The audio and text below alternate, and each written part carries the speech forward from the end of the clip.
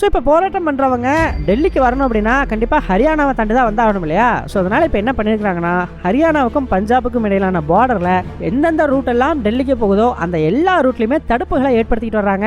Cement தடுப்புகள், கண்டெய்னர்ஸை போட்டு இந்த ரோடை பிளாக் பண்ணுறது, ஆணிகளை போட்டு பிளாக் பண்ணுறது, வேலி கம்பிகளை வந்து ரோட்டில் போட்டு அங்கே வந்து போலீஸை குவிக்கிறதுன்னு சொல்லி பல வகைகளில் இந்த தடுப்புகளை வந்து ஏற்படுத்திக்கிட்டு இருக்கிறாங்க.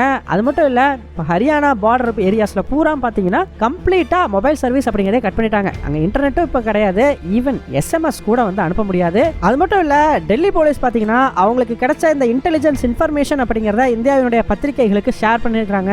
அதில் அவங்க என்ன சொல்லியிருக்கிறாங்க அப்படின்னா, இந்த போராட்டத்தை திட்டமிடும் பொழுதே இந்த மாதிரி வந்து கவர்மெண்ட் பிளாக் பண்ணுவாங்கன்றதை அவங்க தெரிஞ்சு வச்சிருக்காங்க. ஸோ அதனால இப்படி ஒரு வேளை தடுப்புகளை ஏற்படுத்தினா அதையெல்லாம் தகர்த்துட்டு எப்படி முன்னேறது அப்படின்னு சொல்லி அவங்க வந்து பிராக்டிஸ் பண்ணியிருக்காங்க. ஒரு 20-30 முறை இந்த பிராக்டிஸ் செஷன் எல்லாம் கண்டக்ட் பண்ணி இந்த போராட வர்றவங்க ரொம்பவே ரெடியாக தான் இருக்கிறாங்க அப்படிங்கிற மாதிரி சொல்லியிருக்காங்க.